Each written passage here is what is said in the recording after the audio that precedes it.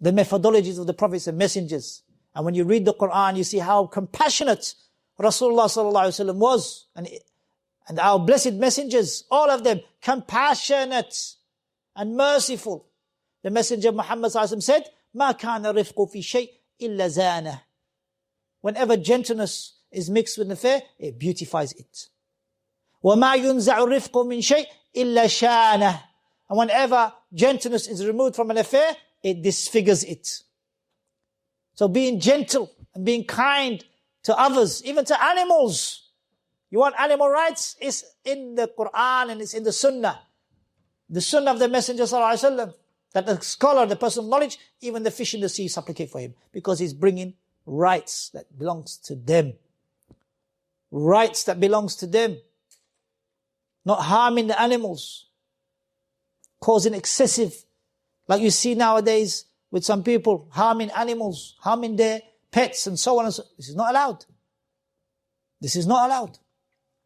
The Prophet Muhammad sallallahu alaihi wasallam, one day, he heard a riding beast complaining about its treatment.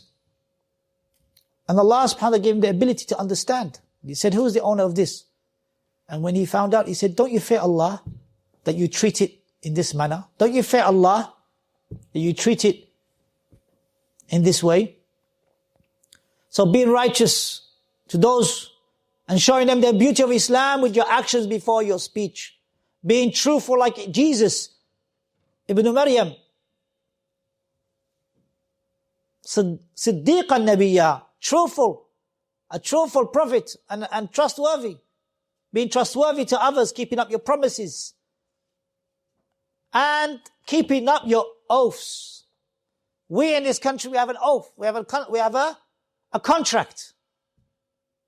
A contract, and the Muslims, they should uphold their contracts. Awfu bil uqud.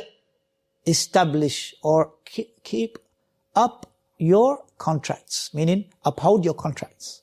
And the contract you have here, if you come in with a visa, or you come in to the country, the contract is, or you live in the country, the contract is, you don't go around harming innocent people, killing people, left, right and center, indiscriminately. That's why we say these individuals, just as Abu Umama said, hadith which is on Athar, which is in Sunan Ibn Majah, one of the prophetic traditions.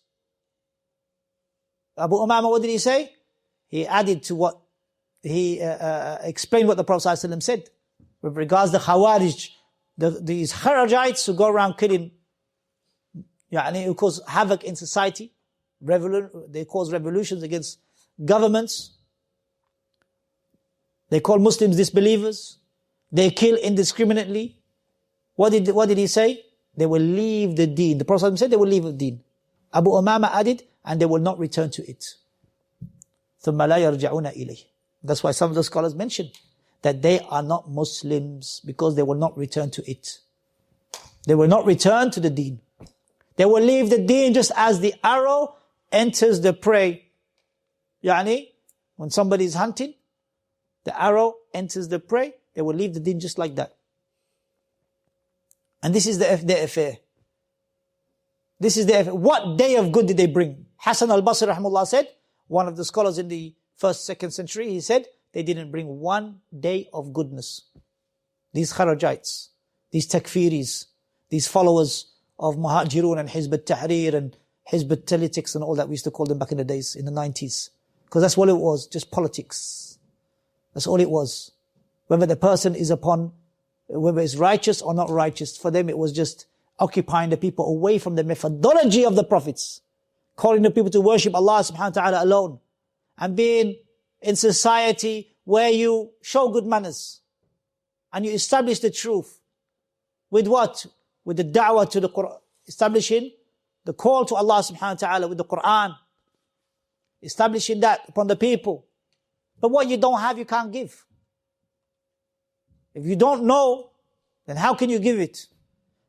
So we call upon those who have fallen into misguidance, come back to the truth. Come back to that which Allah subhanahu wa ta'ala will give you life with. And that is as-sunnah, the way of Rasulullah sallallahu alaihi wasallam, the last of the messages. Allah subhanahu wa ta'ala blessed us with all of the prophets and messengers, and the last of them, the best of them being Rasulullah sallallahu alaihi wasallam. Why? Because he was the seal of the prophets and messengers. Allah subhanahu wa ta'ala said about him, قُلْ إِنَّنِي هَدَانِ رَبِّي إِلَى صِرَاطٍ مُسْتَقِيمٍ. Indeed, my Lord has guided me to the straight path. دِينًا قِيَمًا مِلَّةَ إِبْرَاهِيمٍ. That deen which is upright, that way which is upright, and it is the path of Ibrahim. Tawheed, ibadah to Allah alone. Hanifan, swaying away from shirk. وَمَا كَانَ مِنَ الْمُشْرِكِينَ. And he wasn't from the polytheists. That is what Allah subhanahu wa ta'ala mentioned about Rasulullah sallallahu alaihi wasallam to say.